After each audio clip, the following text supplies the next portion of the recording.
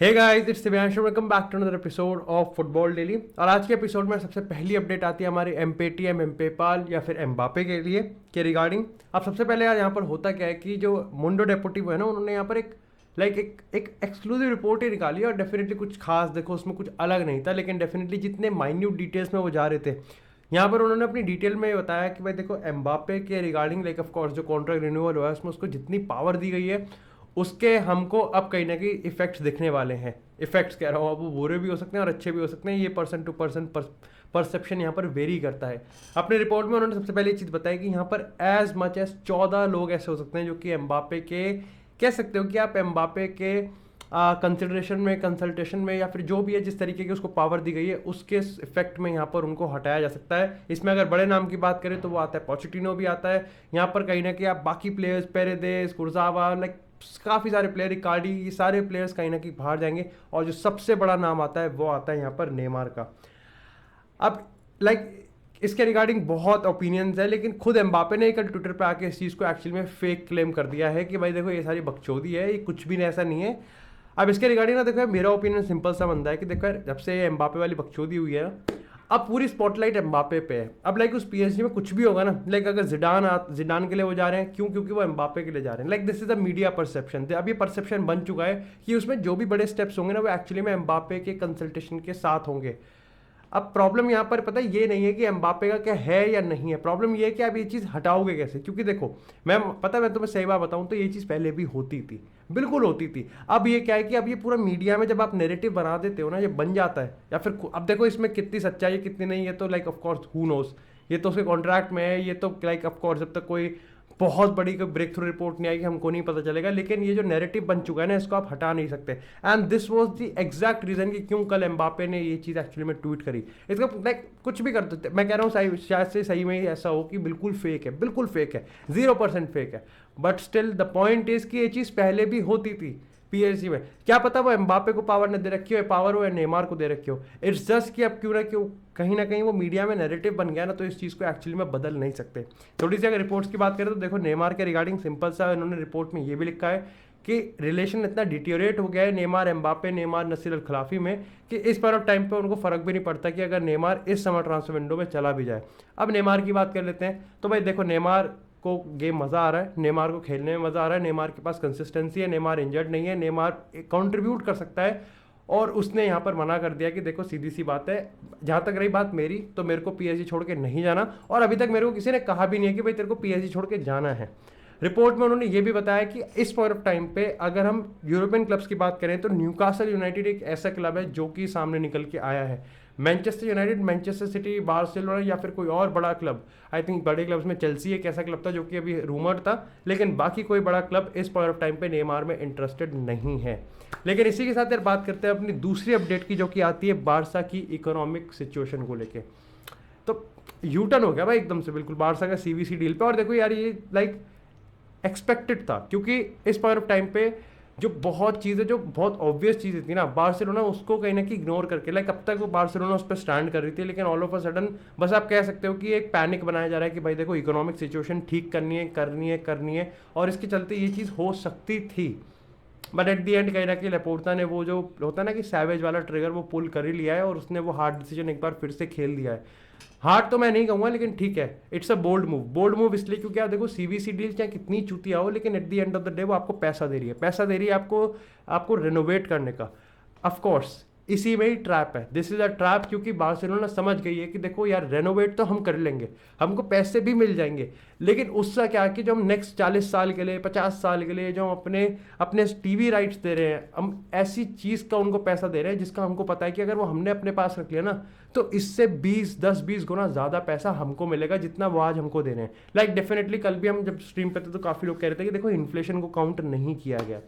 जो दूसरा back stage reason है, यानी कि एक ऐसा रीजन जिसको बताया नहीं जा रहा लेकिन वो है, and that is the European super league. अब तुम खुद सोचो यार, इस पॉइंट ऑफ टाइम पे यूरोपियन सुपर लीग एक ऐसी चीज़ है जो कि रियलिस्टिकली पॉसिबल है, और इस बार फैन का सपोर्ट उनका तगड़े तरीके से मिलेगा। और ऐसे में अगर बार्सिलोना जो कि वन ऑफ द 3 फाउंडर है इस यूरोपियन सुपर लीग का, वो अगर सीबीसी डील साइन कर लेती है तो यूरोपियन सुपर लीग को उनको बाय बाय कहना पड़ेगा। तो टिंकू टिंकू टाई टाई अगर हो गया तो यहाँ पर डेफिनेटली यूरोपियन सुपर लीग का कोई चांस नहीं होगा, and this is the golden opportunity. अभी यूरोपियन सुपर लीग के रिगार्डिंग ये भी अपडेट आ रही है कि यहाँ पर फ्लोरेंटिनो पेरेज और लिवरपूल यानी कि रियल मैड्रिड और लिवरपूल दोनों साथ में एक रिपोर्ट बना रहे हैं कि एक्चुअली में यूसीएल फाइनल के रिगार्डिंग क्या क्या बकचोदी हुई थी और कितनी बड़ी वो भूल थी यूएफए की तरफ से और कितना बड़ा ब्लंडर था। एंड दैट इज अगेन जो पब्लिक डोमेन है ना उसमें ये पोर्ट्रे करने की कोशिश की जा रही है कि यूएफा दर मादर चौध है, and this is actually rightly said. बाकी इसी के साथ यार बात करते हैं अपनी नेक्स्ट अपडेट की, जो कि आती है इसी की सीवीसी डील की कॉन्सिक्वेंसेज पे कि अब अगर आप सीवीसी डील साइन नहीं कर रहे हैं देन व्हाट्स द प्लान। तो भाई देखो प्लान सिंपल सा ही है कि कुछ टीवी राइट्स यहाँ पर बार्सिलोना दे सकती है, किस तरीके से देगी दैट्स स्टिल अननोन। और यहाँ पर बीएलएम के 49% यहाँ पर वो दे सकती है। I think BLM against studios है बार्सा का, तो वो यहाँ पर उसके 49% स्टेक्स है। यार मैंने अपने एक या दो फुटबॉल डेली के एपिसोड्स पहले बताया भी था कि देखो यार बार्सिलोना को इकोनॉमिक लेवर्स तो नीचे करने ही पड़ेंगे, उनको कहीं ना कहीं तो कॉम्प्रोमाइज करना पड़ेगा। हाँ ये अच्छी बात है कि सीवीसी डील तो लाइक वो कॉम्प्रोमाइज नहीं, वो एक्चुअली में बेवकूफ़ी भी हो जाएगी कहीं हद तक।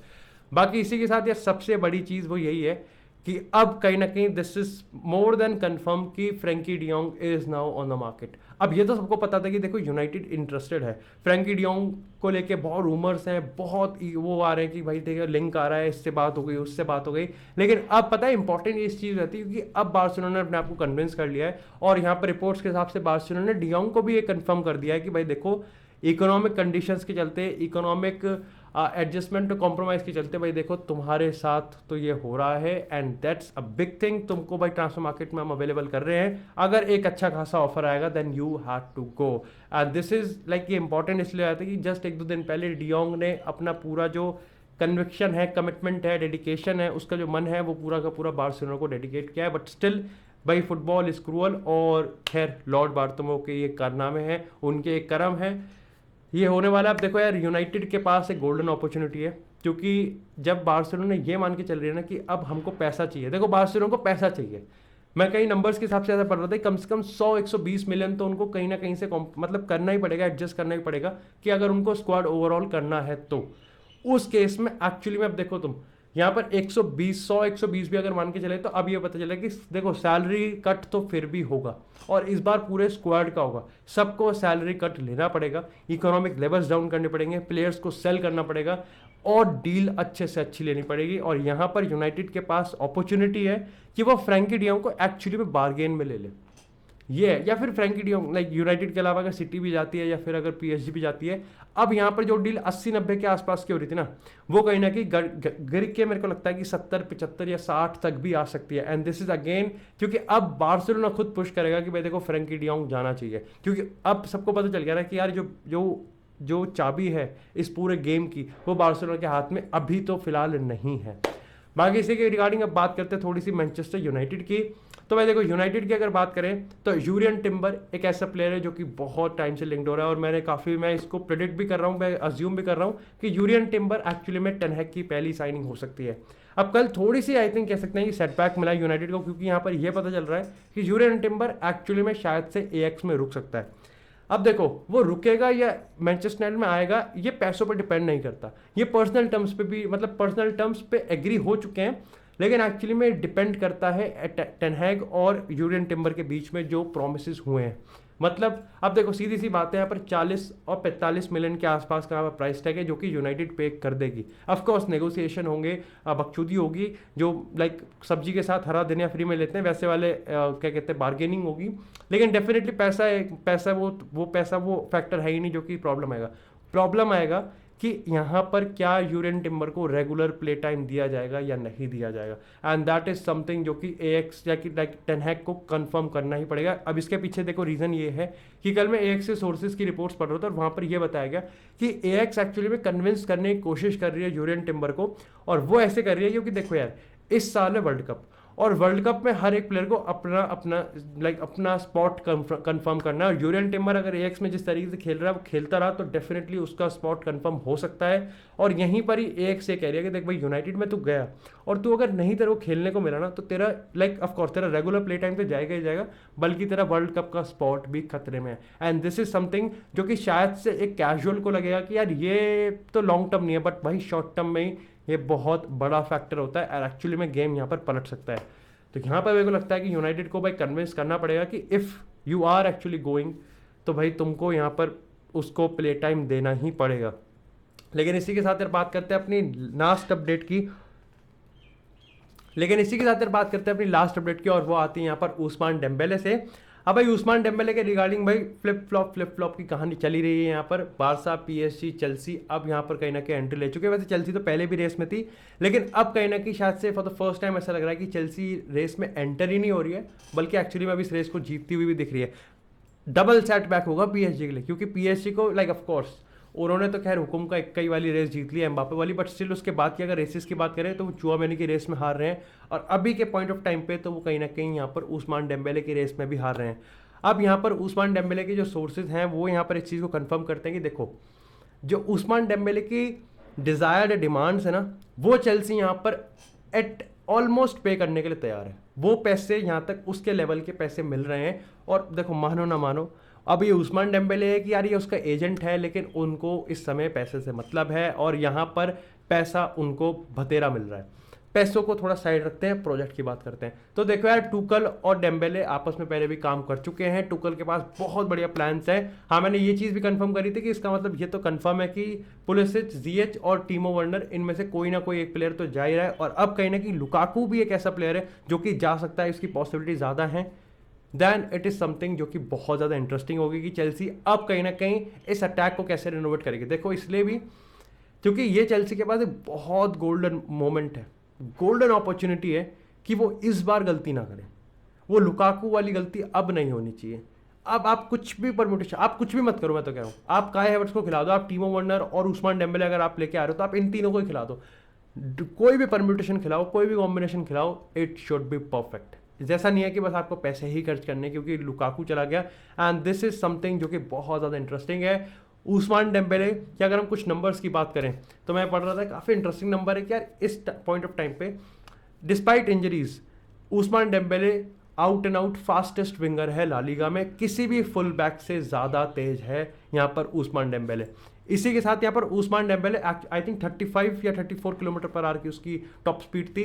इसी के साथ यहाँ पर उस्मान डेम्बेले के सबसे ज़्यादा असिस्ट भी है। ये तब है एक्चुअली में जब यहाँ पर 15 गेम उसने मिस किए हैं। तो डेफिनेटली भाई जो उसके नंबर हैं वो बहुत बहुत सही हैं।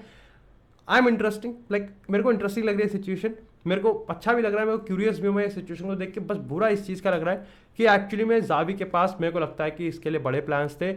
And I think Ousmane Dembele को पता है क्या, क्योंकि अगर जावी के पास प्लान्स ना होते या फिर एक्चुअली में डेम्बेले को पता ना होता तो ये चीज़ सबकी सॉर्ट आउट हो गई होती। ये यहाँ तक घसीटती ही नहीं। बाकी आपको पता है ये एजेंट्स होते हैं, ऑफ कोर्स उनको अपने क्लाइंट्स के लिए बेस्ट डील देखनी होती है, और डील आती है पैसों से, ना कि ऑन पिच परफॉर्मेंस से। मतलब मेरे को लगता है कि इस केस में यहाँ पर जो सुसोको हैं वो यही सोच रहे हैं। बाकी that's it for this episode guys. I hope आपको एपिसोड पसंद आया हो। एपिसोड पसंद आया, एपिसोड को लाइक करें, चैनल को सब्सक्राइब करें। आपको इसी तरह फुटबॉल से एक्सक्लूसिव कंटेंट और चाय मिलती रहेगी। तब तक के लिए stay tuned, stay safe, and I will see you in the next episode.